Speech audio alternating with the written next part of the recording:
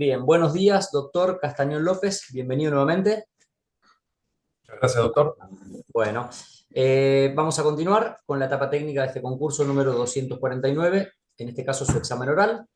Vamos a presentar nuevamente a la doctora Cecilia Panfile y al doctor Marcelo López Mesa, jurados de este concurso, y les agradecemos otra vez por su participación. Los acompaña ahí de manera presencial la consejera Andrea Paz. ¿Está bien? Como usted sabe, doctor, tiene 15 minutos para exponer el tema que ha elegido, ¿sí? Y cuando termine, el jurado le va a hacer las consultas que estime pertinentes y ahí en pantalla va a poder ver un reloj para poder ir ordenando su exposición. ¿Está bien? Muy bien, muchas Bueno, gracias. doctor, adelante y suerte. Bueno, muchas gracias. Buenos días. Voy a hablar de la función preventiva de la responsabilidad civil. Sin dudas, considero que es una de las grandes funciones y que adquiere mayor relevancia en estos últimos años, sobre todo tras la sanción del Código Civil y Comercial. Es una de las cuatro funciones, junto con la resarcitoria, la punitiva y la demarcatoria, de la vasta amplitud del sistema de responsabilidad civil. La función preventiva tiene una enorme relevancia por diversos motivos. Primero, porque tenemos un sistema reparatorio que es, por esencia, por diseño y por práctica, un tanto ineficiente, porque la declamación del 1740 del Código Civil y Comercial, esto de volver las cosas al estado anterior luego de un hecho dañoso, es de difícil concreción, por impedimentos propios del sistema, por ejemplo, una limitación a las consecuencias resarcibles, una limitación a la legitimación activa, por ejemplo, en materia de daño extrapatrimonial, y también, por supuesto, por la depreciación monetaria producto de la inflación y los regímenes de reparación de esas consecuencias dañosas. Por otro lado, en ocasiones se lesionan derechos o bienes que son muy difíciles de reparación y que no hay dinero que supla la esencia de ese bien. Pensemos en una incapacidad psicofísica, si bien la tendencia es utilizar debidos mecanismos para poder determinar esos grados de incapacidad y sus reparaciones, el dinero en ocasiones no es suficiente. En este escenario, la función preventiva adquiere una gran relevancia porque prevenir siempre es más eficiente que resarcir.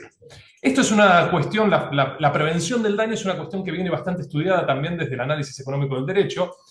Calabresi ya hablaba desde hace muchos años de la prevención general, esta prevención que todos tenemos frente a la amenaza de tener que resarcir daños, que es una prevención también que por momentos es ineficiente porque estamos sometidos también al aseguramiento o a estas condiciones de las que hablaba de la ineficiencia de la reparación.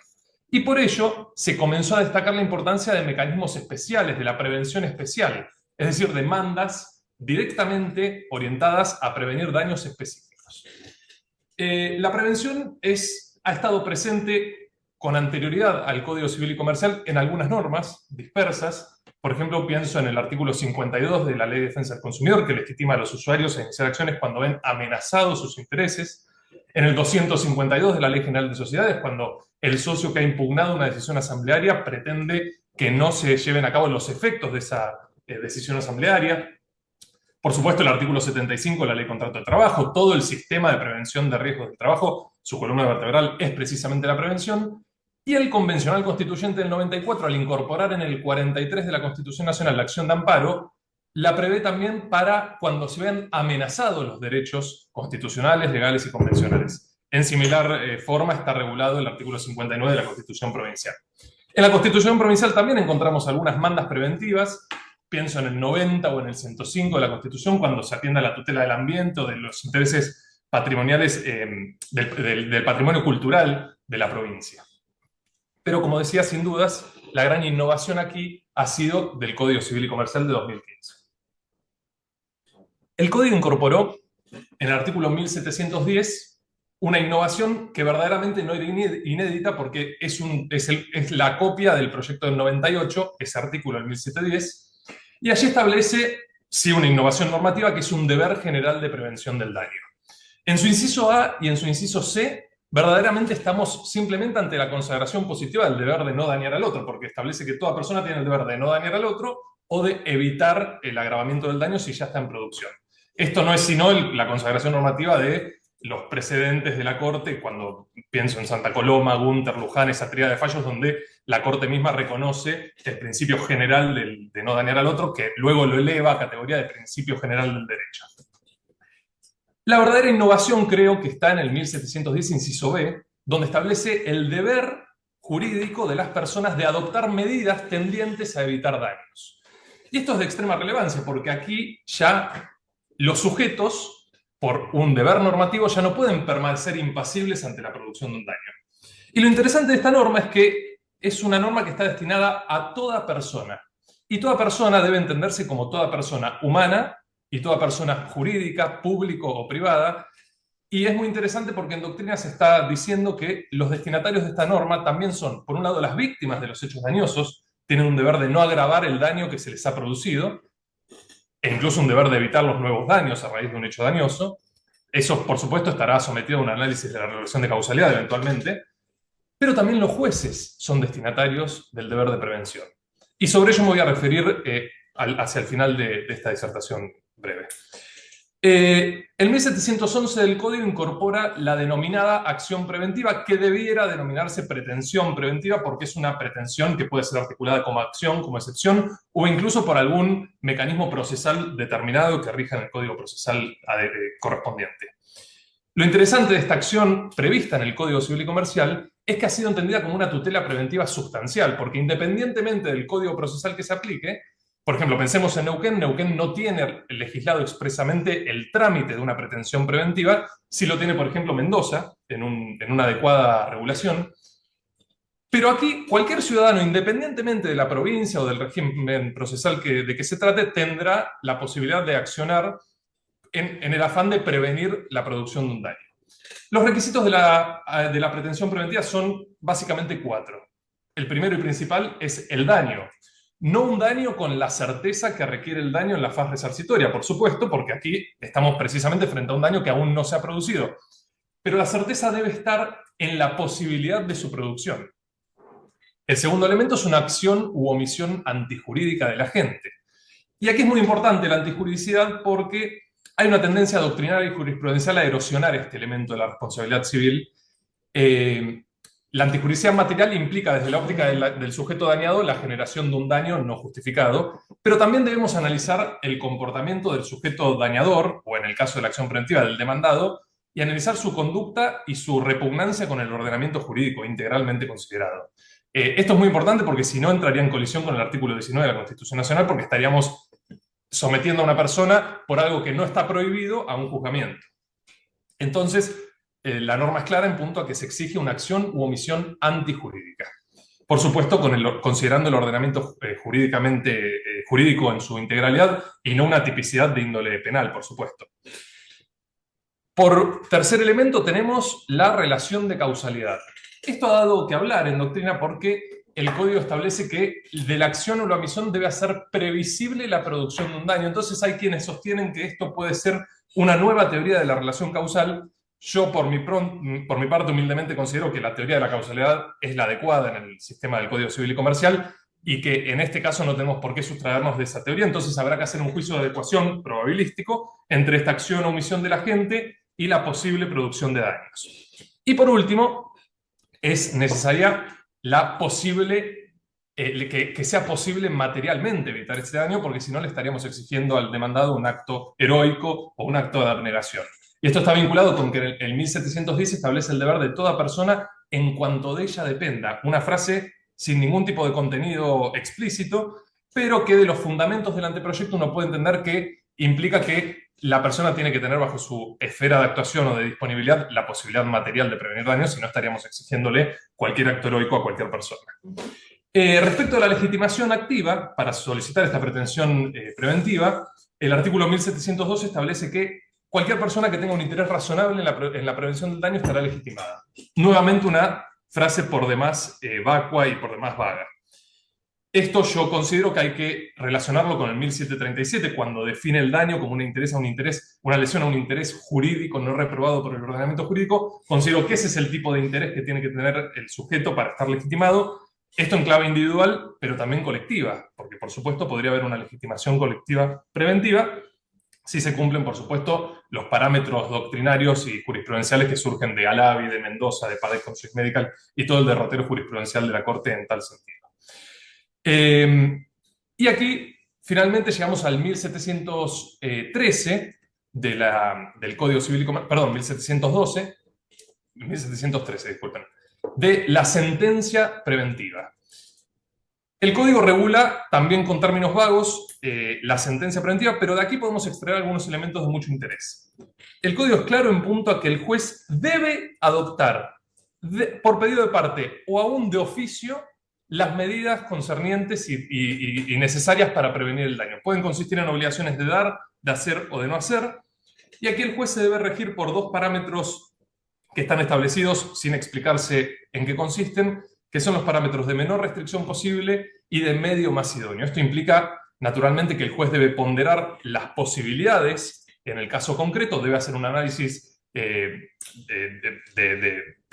adecuación en el caso concreto y verificar precisamente una adecuación de medios afines. No podrá el juez imponer medidas absolutamente gravosas que no sean necesarias adoptar con tal magnitud para prevenir el daño. Pero para destacar este tema de la oficiosidad en la actuación del juez, considero que la función preventiva ha venido a cambiar un poco el paradigma de los magistrados y las magistradas, porque aquí ya los magistrados, como decíamos antes, ya también son destinatarios de este deber general de prevención, y cuando tienen en sus manos un conflicto que debe ser resuelto, precisamente debe ser leído como tal. El proceso judicial no es sino un proceso donde los justiciables están acudiendo a un tercero imparcial para solucionar un conflicto. Y si el juez advierte que en el marco de la producción y del desarrollo de este proceso hay daños que son posibles y que están a punto de comenzar, el juez tiene este deber de adoptar medidas aún oficiosamente. Y aquí quisiera traer para estos minutos finales algunos ejemplos de aplicación de la tutela preventiva, sin dejar de decir que la adopción de medidas preventivas oficiosas han sido denominadas en la doctrina como mandato preventivo. Verdaderamente, respecto a la denominación, no hay mayores aportes que quiera hacer, pero hay un caso muy interesante de la Sala 1 de la Cámara de Apelaciones local, en el cual se consideró que una empleada había sido víctima de violencia de género laboral y se consideró que ello era una enfermedad profesional no listada en los baremos, y frente a eso la jueza de primera instancia adoptó como mandato preventivo una orden destinada a la ART para elaborar un plan de trabajo destinado a capacitación en materia de violencia de género y para la prevención de futuros sucesos de violencia de género, y ello fue ratificado por mayoría por la sala, precisamente dado el deber de prevención que existía y, por supuesto, acudiendo, en el caso, al convenio 190 de la OIT de prevención de riesgos en esta materia. Otro caso muy interesante, fallado por la Sala 3 de la Cámara de Apelaciones local, es el caso de Avitel con Calf, en el cual, en el marco de un conflicto contractual, una acción por cumplimiento contractual, allí se consideró el serio riesgo que había de subsistencia, no solo de la empresa actora, sino también del servicio que proveía a la sociedad e incluso organismos públicos. Era un servicio de telecomunicaciones en el cual se estaba discutiendo la vigencia del contrato. Entonces, acudiendo a estos parámetros de la función preventiva de la responsabilidad, en el marco de una medida cautelar, se ordenó la continuidad de este vínculo contractual o se impidió la resolución de este vínculo contractual. No recuerdo si era una resolución o una rescisión. Otro caso también interesante fue el famoso fallo Moreno Copa del Tribunal Superior de Justicia, que es bien utilizado en la jurisdicción por un tema de intereses, pero allí en uno de los párrafos de los considerandos del voto que lideró el acuerdo, se propuso una comunicación, no recuerdo si a la Policía Neuquina o al Ministerio de Seguridad, destinado a brindar capacitación a los agentes policiales en materia de derechos humanos, porque precisamente el conflicto que subyacía allí era un hecho dañoso perpetrado por la Policía Provincial, por algún agente de la Policía Provincial. Entonces vemos aquí cómo evidentemente la función preventiva nos llama a reconfigurar en algún punto la función jurisdiccional.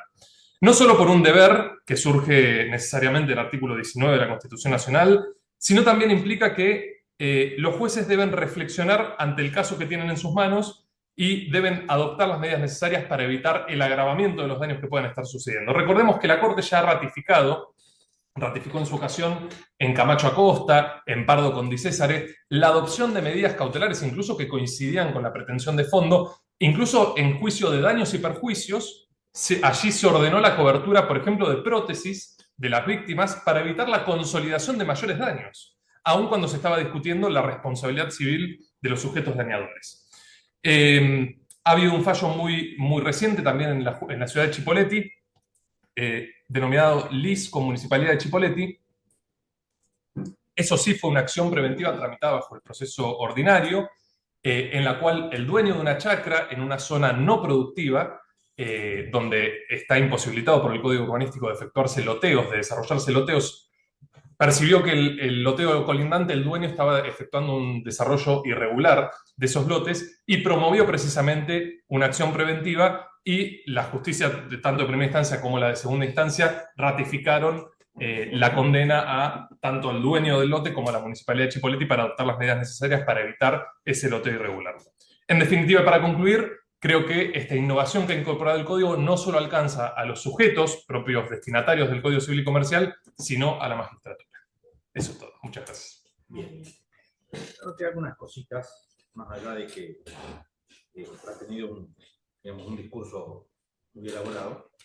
Noté algunas cositas que por ahí quería preguntarle para que explique algunas cosas más.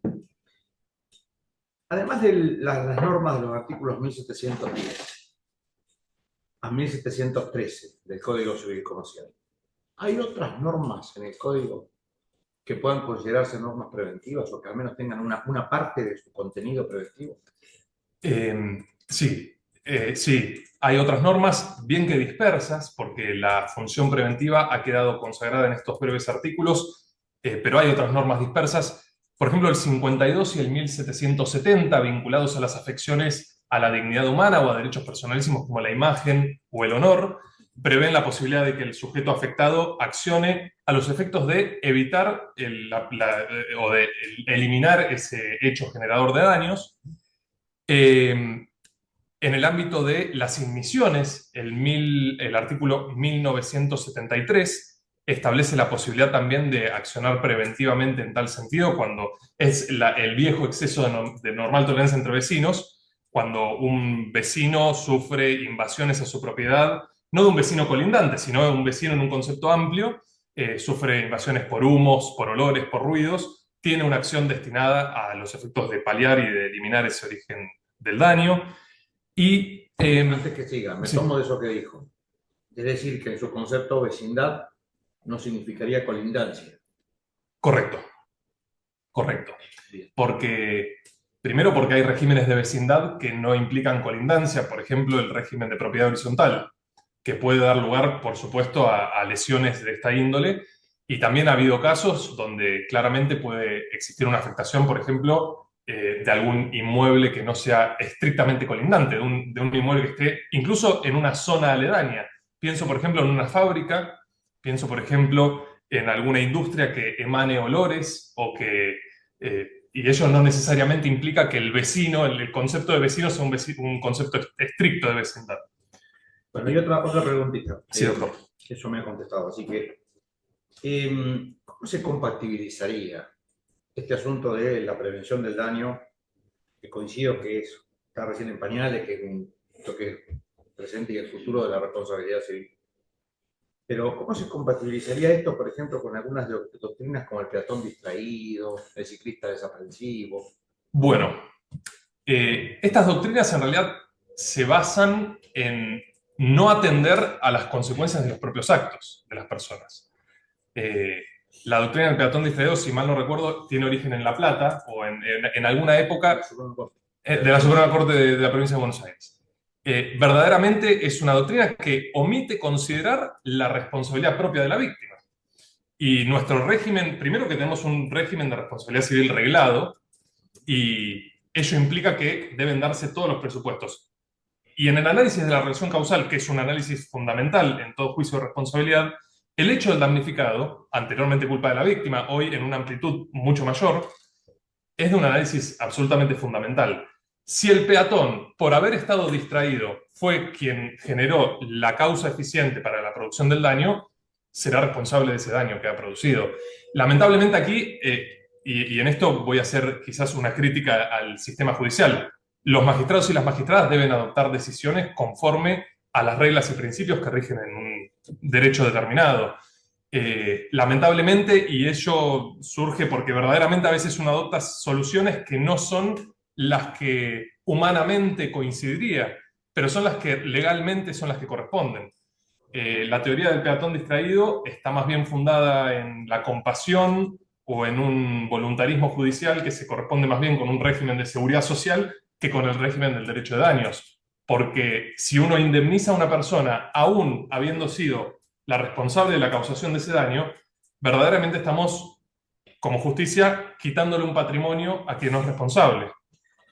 ¿Tiene presente el artículo 1719 del Código? Si no, léalo. A ver, permiso. Léalo. Porque acá lo que quiero es que piense.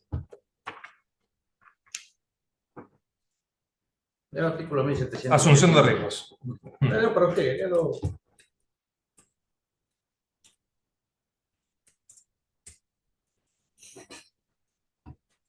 Existiría una seria contradicción entre el artículo 1710 que usted escribió correctamente con esa norma.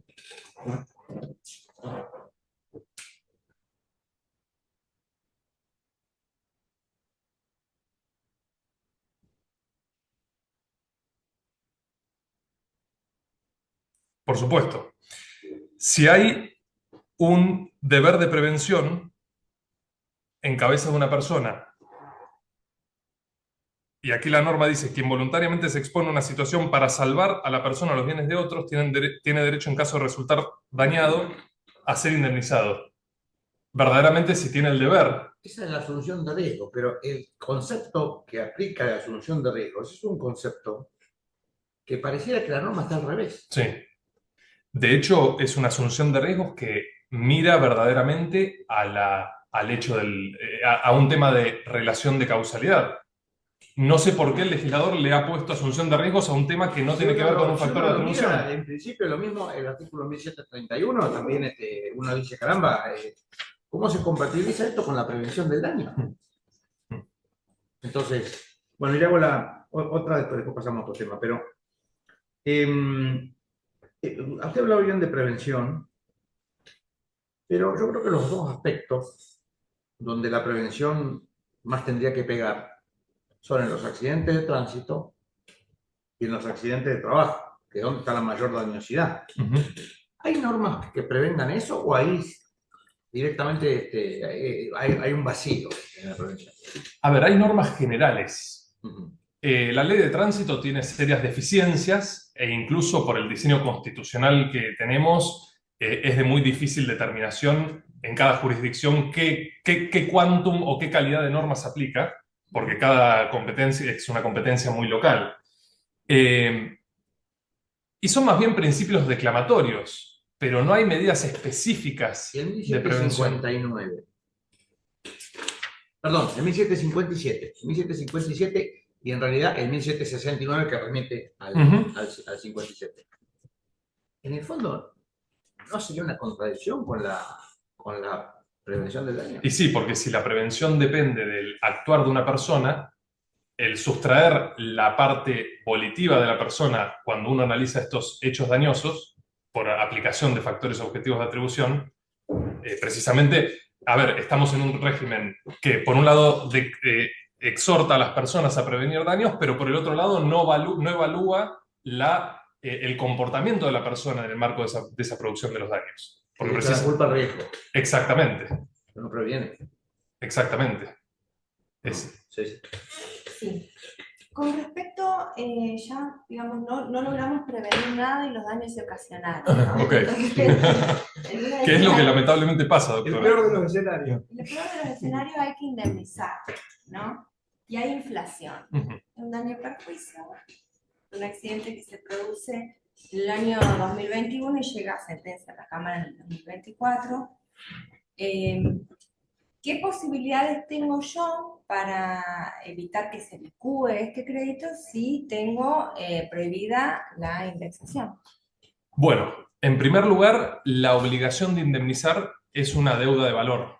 Eso ya nos da una pauta de que tiene que ser, su cuantía no es una cuantía a valores históricos, sino que la cuantificación es en un momento posterior, ¿no? Como toda obligación de valor, se debe in obligatione un valor determinado, recién in solutione pasa al régimen de las obligaciones dinerarias. En todo el tramo que la obligación es de valor, no va a regir la prohibición de indexación de la 23.928 por tratarse precisamente de una obligación de valor. El hecho de que sea una obligación de valor presupone una ventaja en términos de cuantificación, que es que el juez en la primera instancia va a tener es la oportunidad para cuantificar el valor de esa obligación. Yo creo, y acá hago un gran paréntesis, creo que hay sistemas judiciales, no de la Argentina, del derecho comparado, que incluso prevén momentos ulteriores para la cuantificación del daño, aún pese a que se condena al pago de un valor. Eso por un lado. Entonces, ahí ya, por lo menos hasta el momento de la sentencia, al estar esa cuantificación de valores sustraída de los efectos de la inflación, ahí tenemos una gran ventaja. Pero claro, una vez que es cuantificado, cualquiera de las partes puede apelar, cualquiera de las partes puede interponer un recurso ulterior, y cuantificada en dinero en la primera instancia y sometida al régimen de obligaciones dinerarias, estamos frente al problema del impacto inflacionario. Ahí tenemos varias alternativas. Las Jornadas Nacionales de Derecho Civil que se celebraron en Pilar hace pocas semanas precisamente trataron este tema en una posición que comparto, que es que la prohibición de indexar es constitucional en la medida que no licúe el crédito. Porque precisamente, si no, por una norma que se proclama de orden público, estaríamos afectando los derechos, en este caso, la reparación de las víctimas. De hecho, me parece sensato eso. no me parece sensato que en esta economía si exista... vos prohibís la indexación, ¿en qué caso no te licúa el crédito? Eso parece un juego Claro, de palabras. claro. O sea, Es que es una norma, esto lo dijo un autor cordobés, vivimos en un país con normas rígidas previstas para una economía estable, pero que en la realidad es una economía que de estable no tiene nada. Entonces, la prohibición de indexar hoy por hoy no es una norma razonable. De hecho, es un caso, a mi criterio, de inconstitucionalidad lo sobreviviente. que quiero decir, si se juntaron en unas jornadas nacionales para debatir eso y sacaron esa conclusión, perdieron el tiempo. Porque era algo que cualquier hijo de vecino puede advertir. Es cierto eso. Bien. Pero bueno, doctora, volviendo a su pregunta, una vez que la indemnización es cuantificada en dinero, a partir de allí habrá que evaluar. Primero, si hay un mecanismo de actualización indirecto que sea válido, que no es repugnante legalmente con el régimen de desindexación o de prohibición de indexar, porque los mecanismos de actualización indirectos son válidos. De hecho, dieron lugar a lo que se llama la desmonetización de la economía o de los contratos, ¿no? Uno analiza un contrato de shopping center y el pago del canon locativo es un canon cuotativo fundado en porcentajes de ganancias, porque precisamente los empresarios son los primeros que advierten que fijar deuda en dinero está sometida a estos escollos. Volviendo al tema, y disculpe la digresión, allá habría que aplicar una tasa de interés que logre contener el valor de la depreciación monetaria. En este caso, una tasa activa idealmente, en un diseño ideal, debiera componer adecuadamente la depreciación del crédito, porque tiene un bicomponente, la compensación por el uso del dinero ajeno y además la depreciación monetaria, pero la realidad es que los bancos no han establecido tasas activas que logren superar los impactos de la inflación. Entonces, se puede acudir a un uso de una tasa mayor en tanto y en cuanto se respete la manda del 768, inciso C, o se puede acudir a, si las tasas de interés no son suficientes y el crédito termina en licuado, habrá que evaluar la constitucionalidad del régimen de desindexación y, en su caso, establecer un mecanismo de actualización directa por el uso de algún índice. Es muy conveniente y a mi criterio, yo, si me permiten, daré una opinión personal al respecto. Si la tasa de interés no es suficiente para mantener incólume el valor del crédito, habrá que acudir inevitablemente a declarar la inconstitucionalidad de la 23928 y aplicar algún índice. El uso de índices, creo que los jueces tienen que tender a aplicar un índice que sea de uso habitual para el crédito de que se trate. Si estamos hablando, por ejemplo, de un crédito derivado de un contrato, podremos utilizar un índice de IPC, pero si estamos hablando de un crédito laboral, podremos acudir al RIPTE. Es decir, dentro del escenario de índices que tenemos en una economía que ha acudido a índices inevitablemente, el juez tiene una amplitud dentro de su discrecionalidad, por supuesto, dando fundadamente sus razones para acudir a algún índice. Bien, y llevado esto al campo laboral, ¿no? Recién aludió al tema de se puede aplicar los índices RIPTE. ¿Cómo ve usted el tema este de los 3 plenarios que ha sacado en materia de accidentes de trabajo, riesgo de trabajo, del Tribunal Superior de Justicia, digamos, y cómo resolvería usted frente a un recurso de apelación que dice que la solución establecida en retamales es insuficiente, que quiere que se aplique la solución de Contreras, vamos a suponer que estaba en el momento en que aplica, en que interpone el recurso de apelación vigente Contreras, y cuando usted fundamenta esto en la licuación de su crédito, y cuando usted llega al expediente para resolver, ya el tribunal, digamos, dictó Méndez. ¿Qué tratamiento daría eso? Bueno, yo creo, primero, independientemente de, por supuesto, son todos fallos plenarios que tienen el valor de tales, pero el tribunal siempre acudió, tanto en Retamales como en Contreras y luego en Méndez, a analizar el efecto económico que tenía la decisión tomada en el momento correspondiente. De hecho, el tribunal en Méndez reflexiona respecto de la utilidad o la adecuación de sus pronunciamientos al momento que fueron dictados. Y en Méndez hace cargo el tribunal y sostiene que los momentos económicos son absolutamente dinámicos. Es algo que también se dice en Vázquez, por otro asunto. Entonces, en el caso, primero habría que ver cómo el periodo temporal de que se trate, porque, y tiene que ver con lo que decía anteriormente, el análisis de cualquier aplicación no puede estar escindido del análisis de la aplicación en el caso concreto. Sobre todo en estos temas de licuación del crédito, porque quizás nosotros estamos hablando de esto hoy, pero dentro de 2 años, con suerte, si la inflación baja, no hablemos más. O con mala suerte, si la inflación sube, tendremos que seguir hablando de este tema. Entonces, este tema de la evolución de Retamales, creo que el tribunal, independientemente de la decisión interpretativa respecto del 12.2 y del 12.3, haciendo un análisis comparativo de la aplicación tanto de Retamales como de Contreras en el caso concreto, y si realmente la aplicación de Retamales, que es la voluntad del tribunal volver a aplicar, es suficiente para satisfacer el crédito comparativamente con el periodo inflacionario que hubo, podría ser aplicado. Ahora bien, si esa comparación del uso de la tasa activa en ese caso no es suficiente, como posiblemente sea, se puede, atendiendo no solo al análisis económico del caso concreto, sino a la inconstitucionalidad del decreto 669, podremos utilizar algún otro índice para actualizar. Yo verdaderamente considero que el uso del RIPTE hasta la liquidación es una buena estrategia para, y luego de allí los intereses moratorios, es decir, reinterpretar el 12.2 en ese sentido, y luego evaluar si el 12.3, los intereses moratorios del artículo 12 de la ley de riesgos, si es válido el uso, si satisface ¿Y si no lo satisface? Y si no lo satisface, hay que declarar la inconstitucionalidad de la norma y aplicar algún índice que bien podría ser el índice que se estableció el tribunal en Moreno Copa, porque es un índice que, pese a los cuestionamientos que uno pueda hacer respecto, por ejemplo, del uso de una TEA y de su compatibilidad con Oliva, por supuesto, eso es un tema aparte, pero realmente la solución que brindó el tribunal en Moreno Copa es una solución que verdaderamente se hace cargo del impacto inflacionario y propone el uso de una tasa que, bueno, que por un tema de economía procesal es una buena estrategia para los jueces aplicar. Sin perjuicio, yo en mi caso dejaría a salvo la opinión, sin perjuicio de aplicar la tasa TEA prevista en Moreno Copa, dejaría a salvo mi opinión de que el uso de una TEA implica un uso de una tasa que es nominal capitalizada. Entonces, eso lleva a algún cuestionamiento posible en alguna otra instancia. Para mí es suficiente. Yo para ser coherente y lo que hemos preguntado, voy a hacer un par de preguntitas. Sí, doctor, por supuesto. Tema básicamente del amparo. Sí. ¿Qué opinión tendrías vos, Manuel Castañón?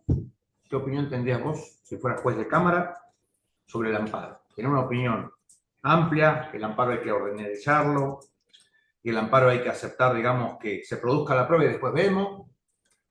O si, por ejemplo, de movida la cosa no está muy clara, ya lo verías de otra manera. Eso creo que... Bueno, doctor, es muy buena su pregunta porque atraviesa también un mandato constitucional, porque la acción de amparo es una acción constitucional.